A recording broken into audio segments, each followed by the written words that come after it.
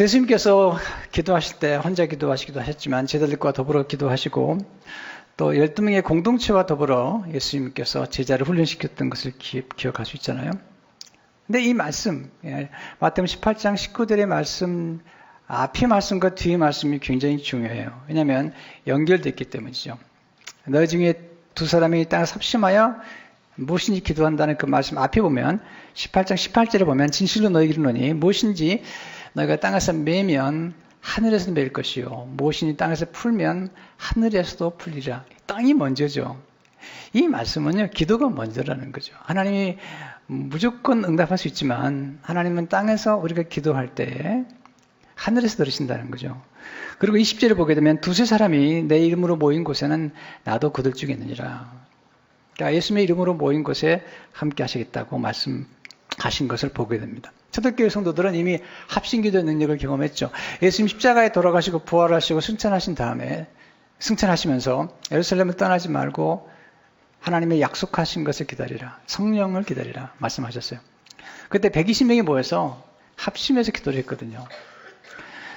사도행 1장 14절을 보니까 마음을 같이하여 오로지 기도에 힘쓰더라. 마음을 같이 했다는 거죠. 그랬더니 놀라운 부흥이 일어났던 거예요. 이렇게 합심기도의 능력을 체험했던 사람 가운데 한 사람이 조나단 에드워드라는 사람입니다. 유명한 목회자죠. 탁월한 목회자죠. 이분이 스가랴서 8장 20절에서 22절의 말씀을 읽다가 기도 합주의 원리를 깨달았어요. 만군의 여호와가 이와 같이 말하노라. 다시 여러 백성과 많은 성읍의 주민이 올 것이라. 이 성읍 주민이 저 성읍에 가서 이르기를 우리가 속히 가서 만군의 여호와를 찾고 여호와께 은혜를 구하자면 나도 가겠노라 하겠으며 많은 백성과 강대한 나라들이 예루살렘을 와서 만군의 여호와를 찾고 여호와께 은혜를 구하리라. 많은 사람들이 여호와를 찾는다는 거죠. 여호와께 은혜를 구한다는 거죠. 이 말씀을 통해서 기도 합주회를 생각했는데 합주회는 뭐죠? 사전에 보니까 합주회는 두 가지 이상의 악기를 중심으로 하는 연주회죠. 독주가 아니고요. 여러 악기를 더불어서 연주하는 거죠. 조나단 에드워드는 구약의 그 제사제도가 점점 폐지되면서 신약에 와서 신약에 드는 예배 가운데 제일 중요한 게 뭘까? 기도로 봤던 거죠. 그 책에 보니까 구약의 제사제도가 폐지된 복음의 시대에 교회가 하나님께 드린 예배의 주된 요소가 기도라는 것이다.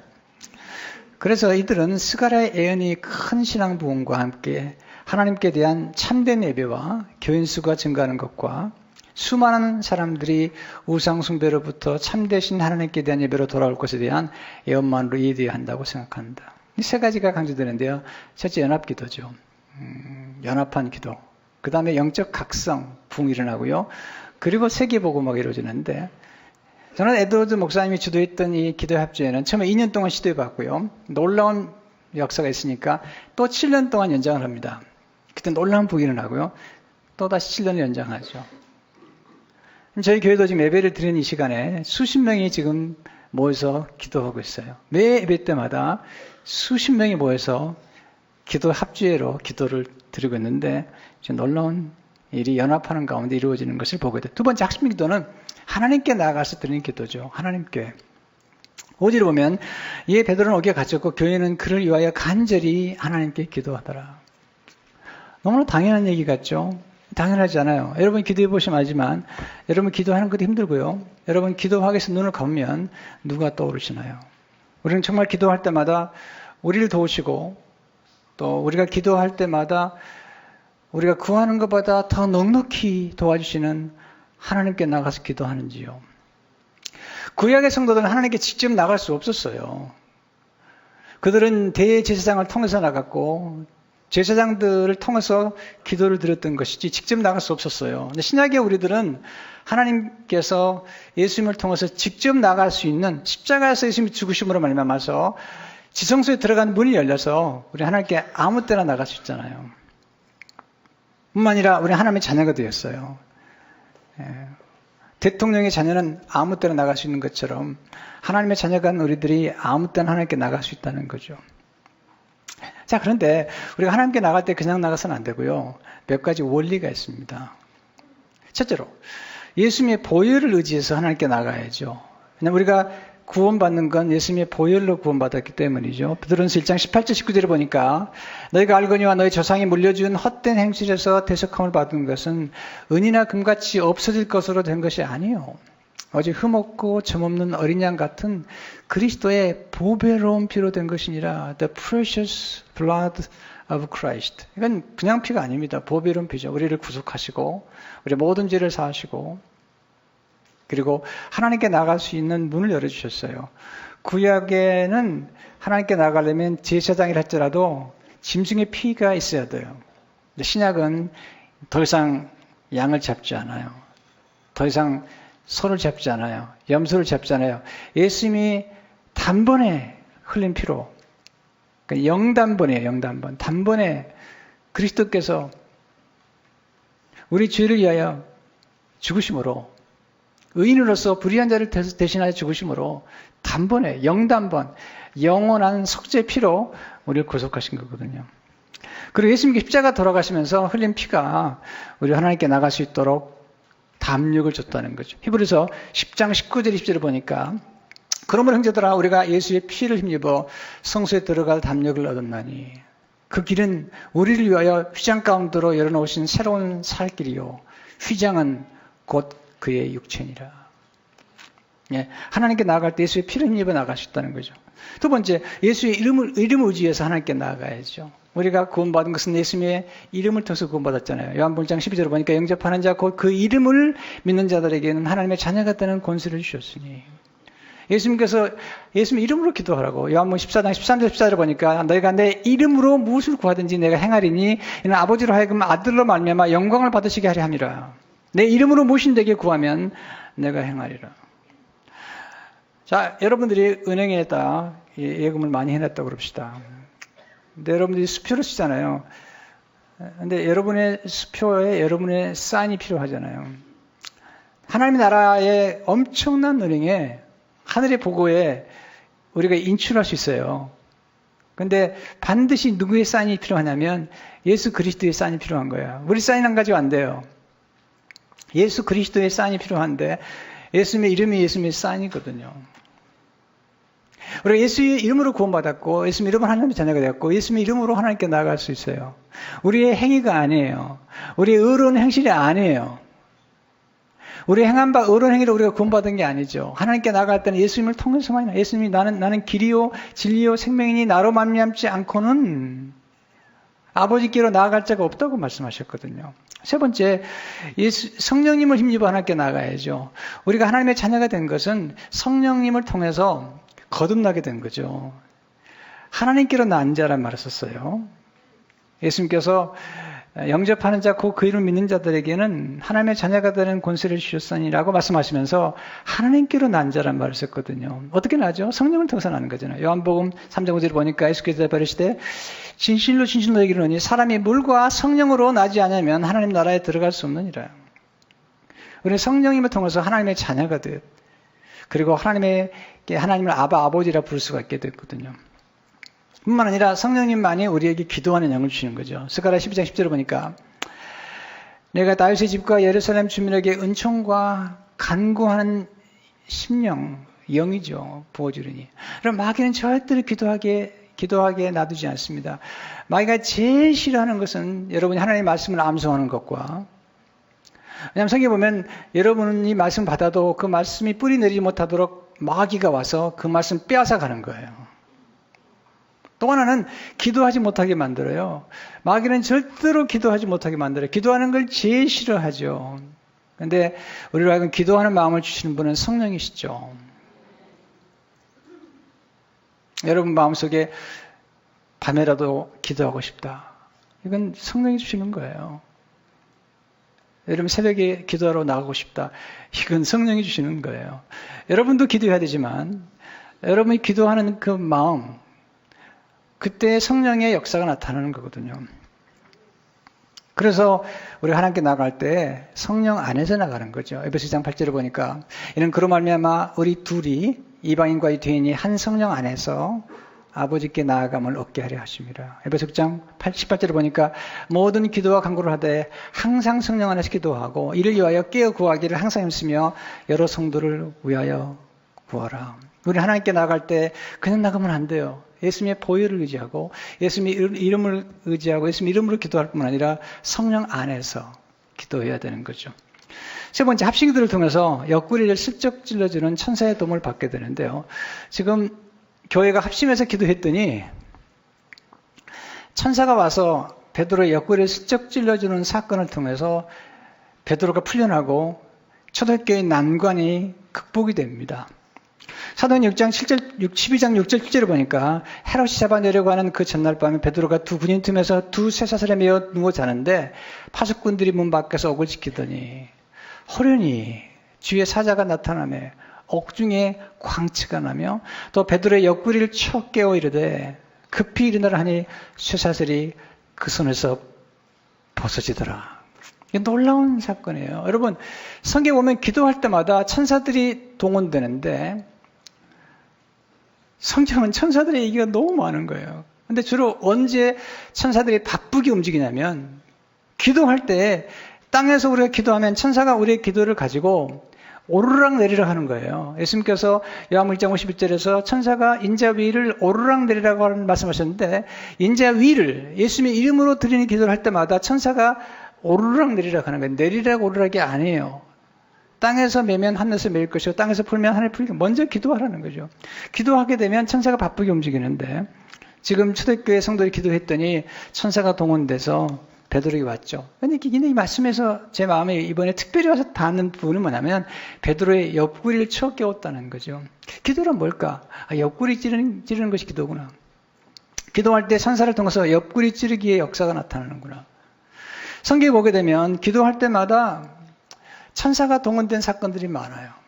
제가 이 말씀 묵상하는데 문득문득 떠오른 사건들이 있었는데 그 중에 하나가 엘리야가 낙심에 쓰러졌어요. 피곤에 쓰러졌어요. 그때 천사가 와서 엘리야의 옆구리를 슬쩍 만져주는 거죠. 터치드라 말이에요. He touched. Angel. 하나님의 천사가 와서 얼음 만져줍니다. 그리고 이렇게 세웁니다. 회복이 됩니다. 여러분, 영적인 지도자든지 지도자에게 가장 큰 적은 낙심입니다.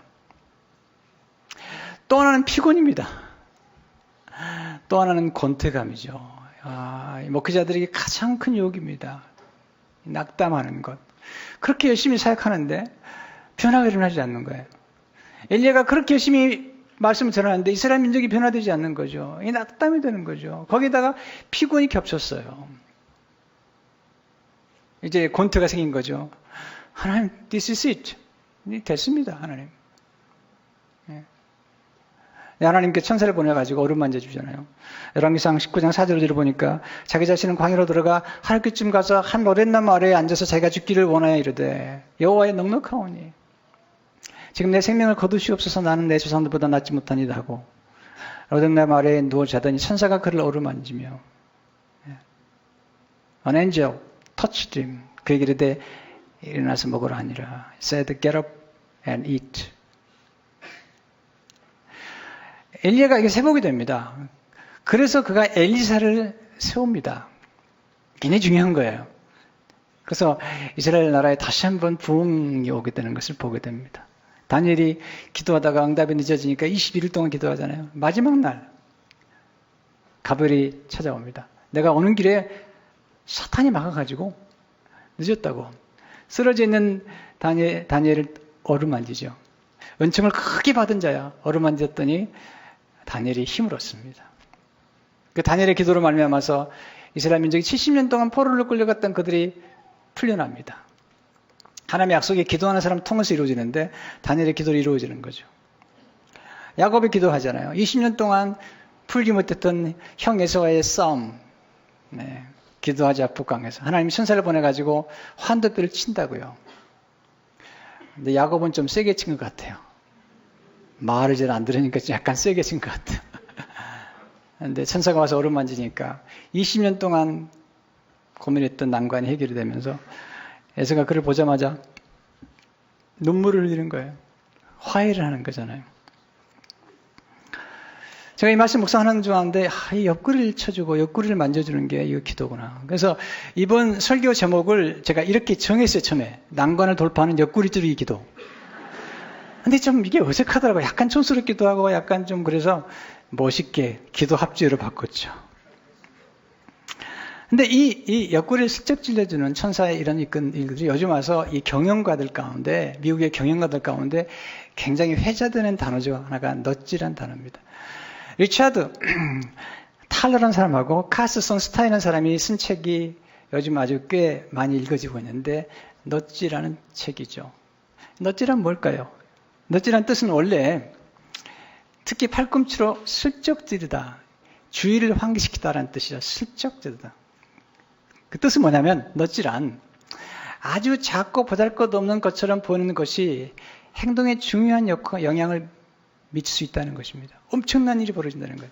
예를 들어서 그 뉴욕 같은데 굉장히 낙서가 그리고 범죄율이 많았는데 범죄와 전쟁을 좀 치르기 위해 첫 번째 한 게 뭐냐면 낙서를 지우는 거예요.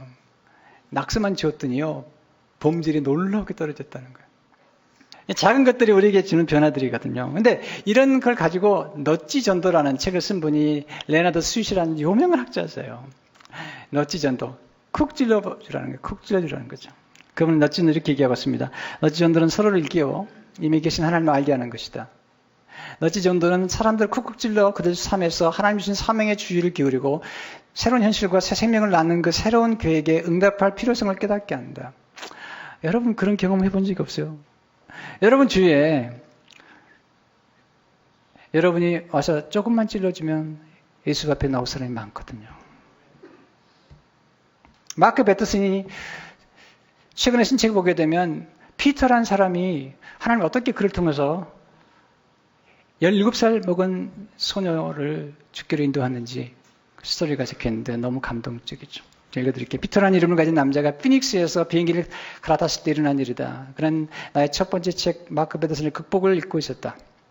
한 문장의 충격으로 그에게 다가왔다.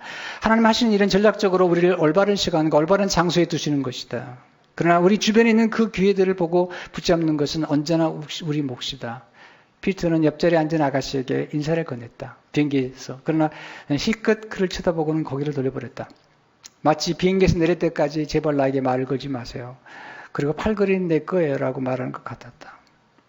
그러나 성령께서는 계속해서 팔꿈치로 피터의 옆구리를 찌르셨다. 피터는 그녀를 화나게 할까 봐 두려웠지만 성령님을 화나시게 할 것이 더 두려웠다. 그래서 그는 몸을 기울이며 말했다. 내가 참견한 일은 아니라는 건 잘 알지만 왠지 학생의 마음이 무거워 보이네요. 혹시 낯선 사람에게라도 털어놓고 싶은 말이 있다면 내가 열심히 들어드리지요. 17살 된 그 여학생은 자신이 임신 3개월이고 지금 집에서 도망쳐 나오는 길이라고 솔직히 털어놓았다. 그녀 남자친구는 부추김하죠. 내가 알아서 하라고만 했다는 것이다. 그는 아침에 아버지의 신용카드를 훔쳐 라스베가스행 비행기표를 끊었다. 그곳에 가서 낙태 수술을 받을 계획이었다. 피터는 걱정하고 있을 부모님께 전화하라고 그녀를 설득했다. 그녀의 부모는 그 다음 비행기를 타고 집으로 오면 딸과 손녀, 그 아이, 임신한 아이를 받아들이겠다고 설득했다. 한 생명, 아니 어쩌면 두 생명이 그날 구원을 받았다.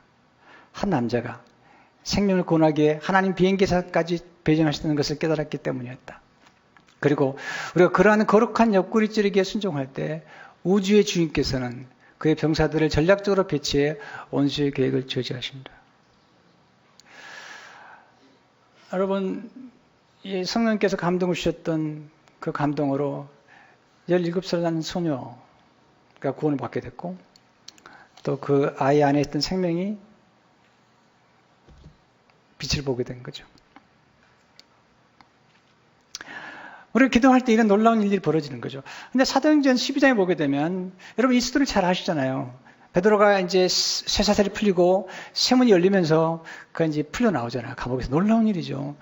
그리고 아무리 봐도 이것은 하나님이 하신 걸 알았고요. 그래서 초대교회 성도들이 모여서 기도하는 곳으로 간 거죠. 마가의 다락방에 간 거죠. 갔더니 이 로데가 나오는 거죠. 근데 특별히 다른 사람 얘기를 별로 기록하지 않고 이 로데라고 하는 어린 소녀, 영어에 보면 계집 종이에요. 종. 여종이란 말입니다. 이 스토리를 쓰고 있죠. 사도행 12장 13절 15절을 보니까 베드로가 대문을 두드린데 로데라 하는 여자아이가 영접하러 나왔다가 베드로의 음성인 줄 알고 기뻐하여 문을 미처 열지 못하고 달려들어가 말하되 베드로가 대문 밖에 섰더라 하니 그들이 말하되 내가 미쳤다 하나 아니 기도하고도 응답받았는데 미쳤다고 그래. 여자애는 할 줄 말하되 참말이라 하니 그들이 말하되 그러면 그게 천사라 하더라. 여러분 우리가 기도하고도 잘 안 믿을 수가 있어요. 어떤 분 기도하고 나서요 응답이 없으니까 그러더래요. 그럴 줄 알았다고.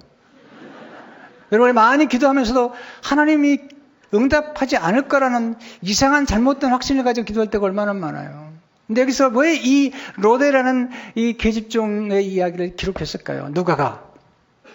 기호는 거기에 수많은 성도들이 모여서 합심기도를 했지만 그 기도에 불을 붙였던 믿음의 사람은 바로 로데였다는 거예요. 로데가 믿고 기도함으로 그 믿음의 공동체에 불을 붙였다는 거죠. 아리 토리 목사님은 기도와 영역이라는 책에서 로데라는 이 어린 소녀의 이야기를 이렇게 아름답게 기록하고 있습니다. 로데라는 이름의 의미는 장미꽃이라는 뜻이다. 로데는 정말 하나님께 향기나는 장미꽃이다.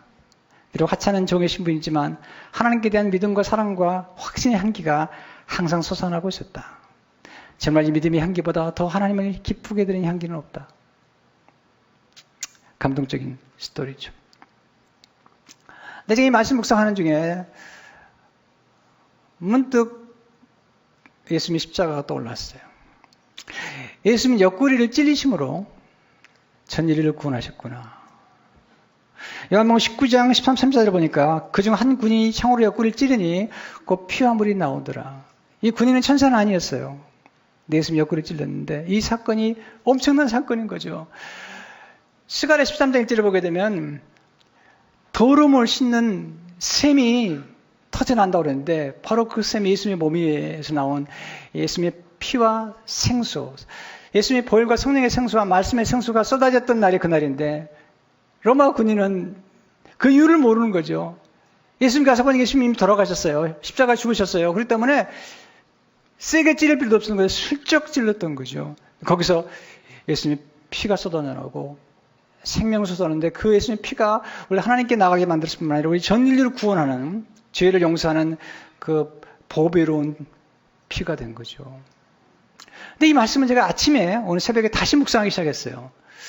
묵상하다가 오늘 새벽에 다시 깨닫는 게 뭐냐면 성경 전체 이야기는 어떻게 보면 옆구리 찌르기 이야기 같다 생각이 들었어요.